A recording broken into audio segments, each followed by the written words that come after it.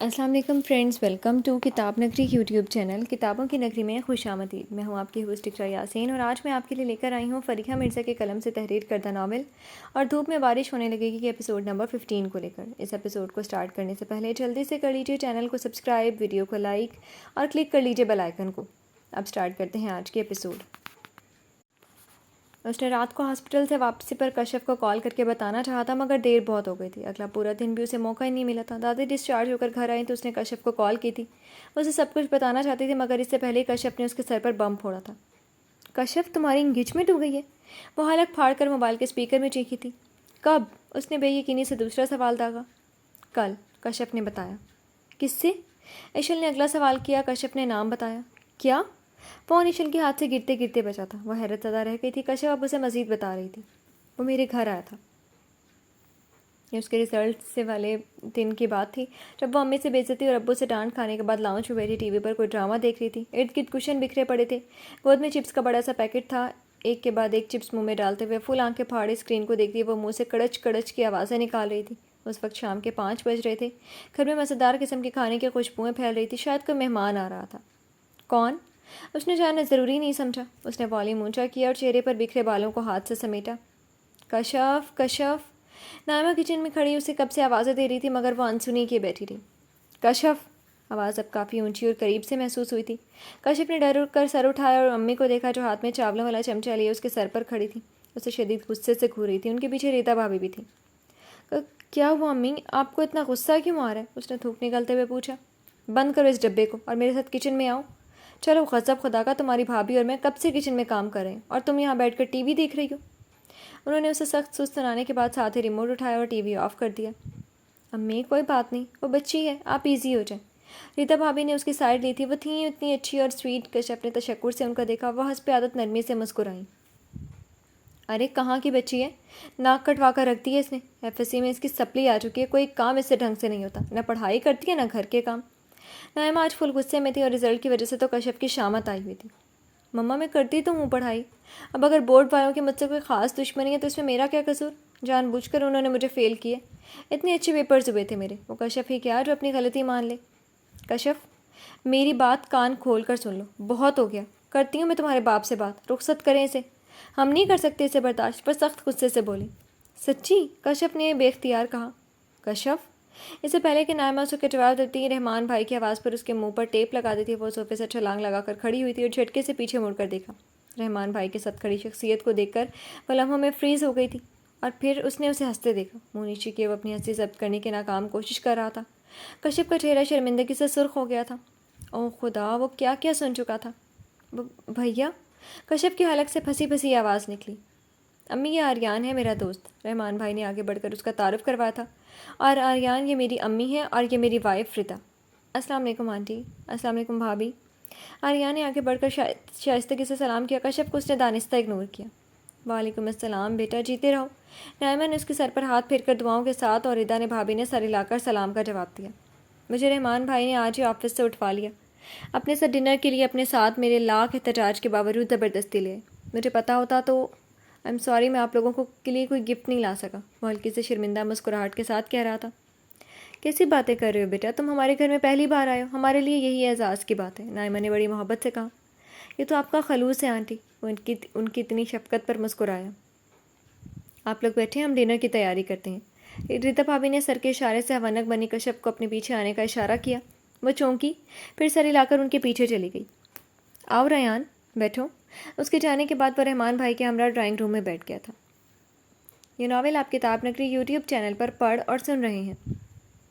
سنو، تم میری آنکھوں میں یوں مت دیکھا کرو، یوں جیسے کوئی دیوانہ سا اپنے محبوب کی تصویر کو دیکھتا ہے۔ کوئی گہرا سا ایک راز چھپا ہے ان آنکھوں کے پردے میں، کسی کا عکس تیرتا ہے نمکین پانیوں کے سمندر میں۔ سنو، تم میری آنکھوں میں یوں مت دیکھا کرو، میں ڈر جاتی ہوں، گھبرا جاتی ہوں، نگاہیں ملنے پر شرما جاتی ہوں، کوئی دیکھ لے تو کیا کہے۔ سنو، تم میری آنکھوں میں یوں مت دیکھا کرو۔ آریان، رحمان بھائی اور ان کے والد اختر صاحب جو ابھی کچھ دیر پہلے گھر آئے تھے، ان کے ساتھ ڈنر ٹیبل پر کوئی بات کر رہا تھا۔ اسی لمحے کشف نے اچانک نظریں اٹھا کر اسے دیکھا۔ وہ بہت سنجیدگی سے بولتا تھا۔ بات کرتے ہوئے اس کے چہرے پر دھیمی سی نرم مسکراہٹ رہتی تھی جو اس کی شخصیت کا خاصہ تھی۔ اس کے اسی مسکراہٹ میں وہ کھو گئی تھی. ہاتھ میں پکڑا چمچ منہ تک جاتے جاتے رک گیا تھا. نظریں اس خوبصورت مسکراہٹ والے شخص پر ٹک گئی تھیں. اسی پل آریان نے اس کی نظروں کا ارتکاز محسوس کیا تھا. اسے اپنی جانب دیکھتا پا کر وہ چونکا, پھر خاموشی سے مسکرایا اور واپس کھانے کی طرف متوجہ ہو گیا. یہ مجھے کیا ہو گیا؟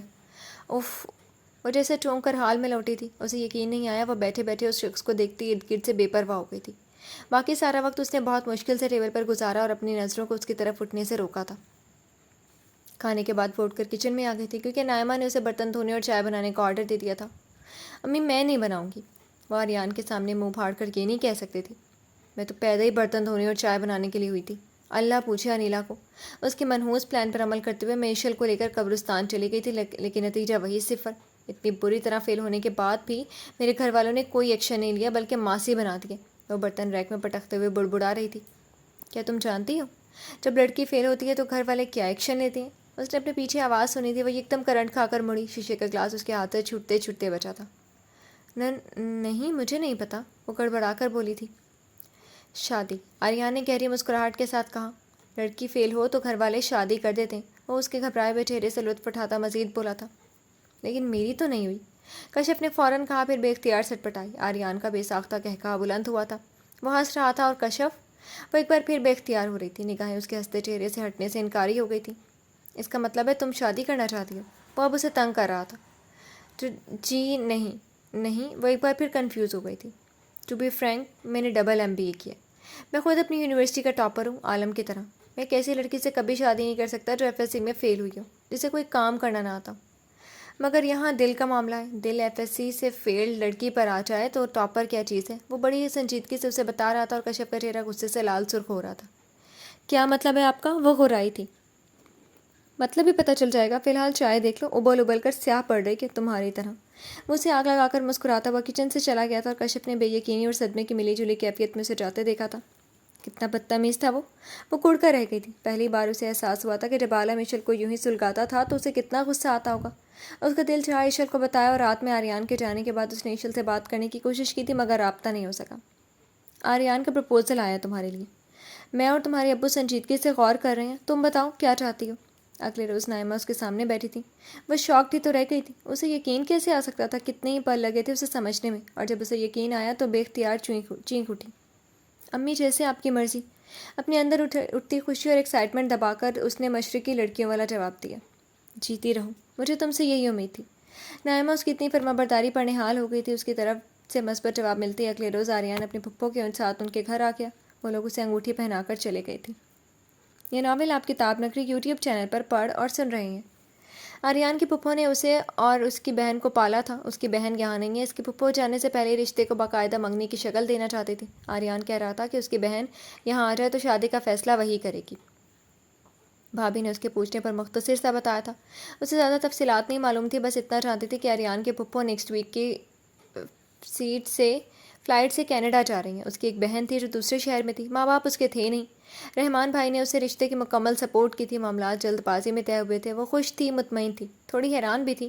تاہم ایشل کو بتاتے ہوئے وہ اپنی خوشی چھپا نہیں پائی تھی. کشف, تم کتنی ذلیل و منگنی کروا لی. اس کی طرف کی کہانی سننے کے بعد ایشل چینک اٹھی تھی. اس میں میری کیا غلطی ہے؟ سب کچھ اتنی جلدی میں ہوا, میں تو خود حیران ہوں. کشف نے کچھ دفاعی انداز میں کہا. ویسے یہ آریان صاحب کی نظر خراب ہے؟ ایشل نے یکدم پوچھا. نہیں تو کیوں؟ کشف نے حیرت سے پوچھا. ویسے ہی اسے نظر آتا ہوتا تو شاید تم پر نہ مرتا. ایشل بڑے بے رحم انداز میں کہا تھا. کشف تڑپ اٹھی. وہ نہ صرف مجھ پر مر مٹائے بلکہ میرے لیے پرپوزل بھی بھیج دی. مجھے اپنے نام کی انگوٹھی بھی پہنا دی ہے. اسے کہتے ہیں لو ایٹ فرسٹ سائٹ. کشف نے بڑھ چڑھ کر ایشل کو سلگایا. Love at first site?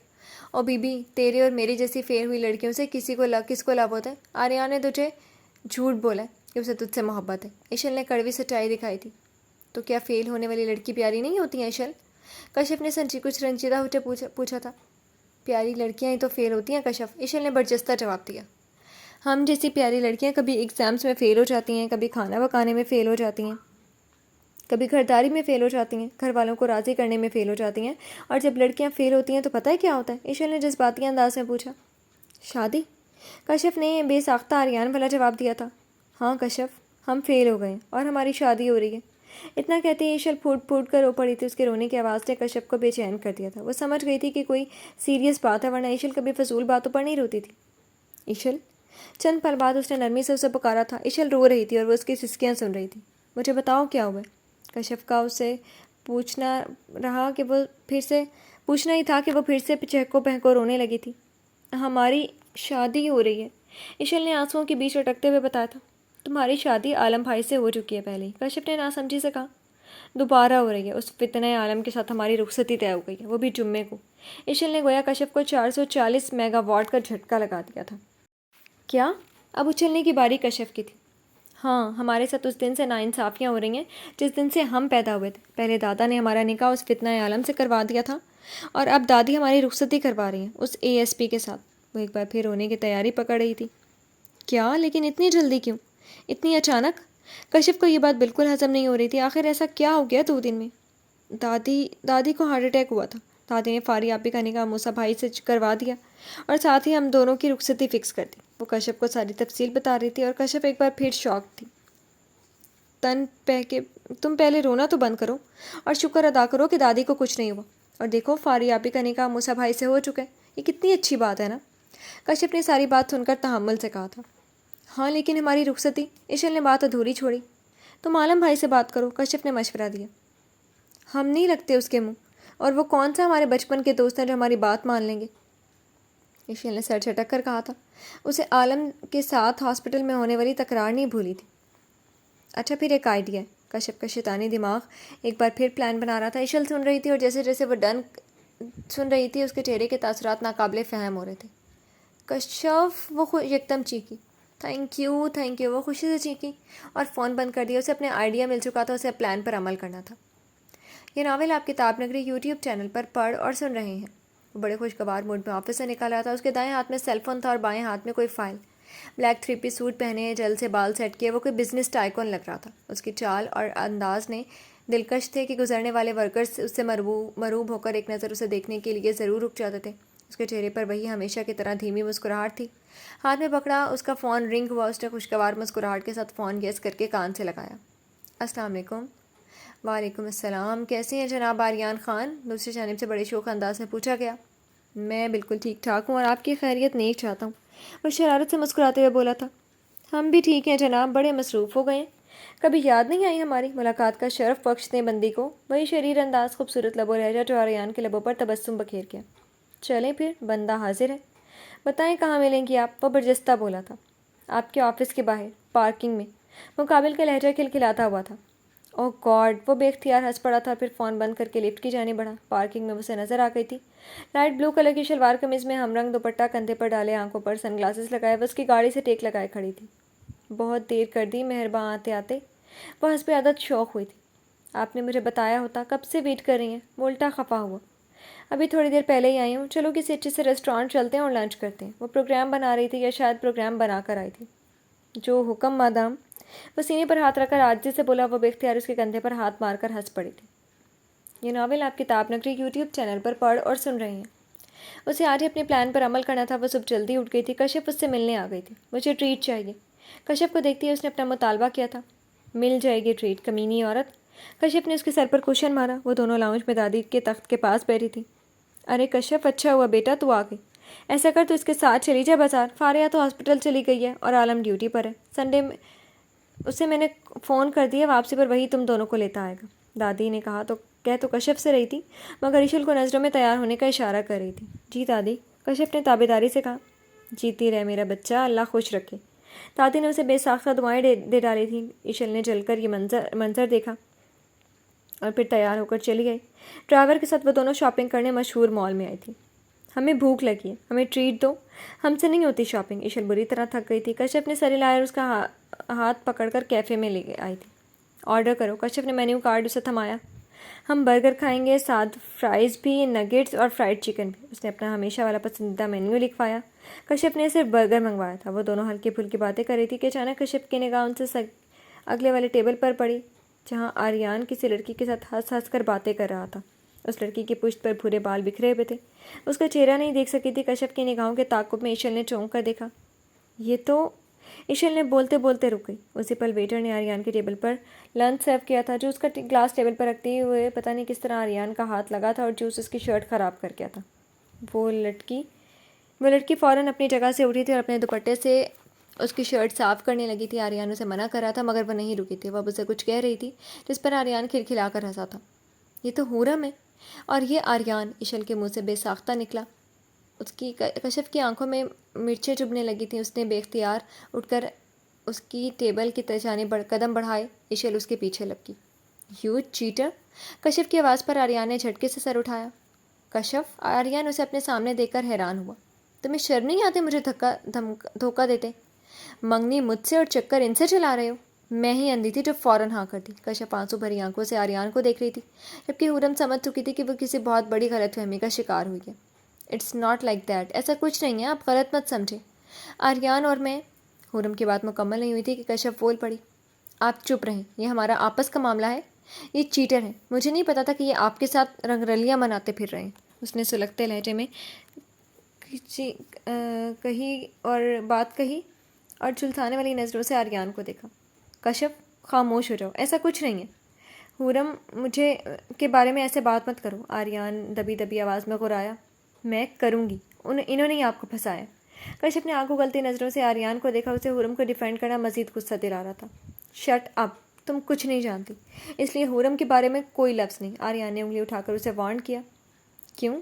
بہت عزیز ہیں یہ آپ کو؟ کشف نے چپتے ہوئے لہجے میں کہا. ہاں بہت عزیز ہیں یہ مجھے. جان سے بڑھ کر عزیز ہیں. آریان نے شدت بھرے انداز میں کہا. کچھ ٹوٹا تھا کشف کی آنکھوں میں. اس کا مان بھروسہ سب کچھ. I hate you Aryan. انگلی میں پہنی ہوئی رنگ کو اس نے آریان کے منہ پر ماری تھی اور روتے ہوئے ایشل کا ہاتھ پکڑ کر وہاں سے چلی گئی تھی. ورڈ تھا. آریان نے صدمے سے اسے جاتے دیکھا اور زمین پر گری انگوٹھی کو. جاؤ اور اسے مناؤ. حورم نے خفگی سے کہا. منگنی توڑ گئی ہے محترمہ. میں نہیں جا رہا. وہ زمین پر گری انگوٹھی کو اٹھا کر جیب میں ڈال چکا تھا. بہت جذباتی لڑکی ہے. اسے ٹھنڈا ہونے دے. پھر اس کو محترمہ کو منانے. پھر جاؤں گا محترمہ کو منانے. آریان سر جھٹک کر بڑبڑایا. حورم نے نفی میں گردن ہلائی. جی تو فرینڈس کیسی لگی آپ کو آج کے ایپیسوڈ؟ کمنٹ سیکشن میں ضرور بتائیے گا. پھر حاضر ہوں گے نیکسٹ ایپیسوڈ کے ساتھ. تب تک کے لیے اجازت دیجیے. شکریہ. اللہ حافظ.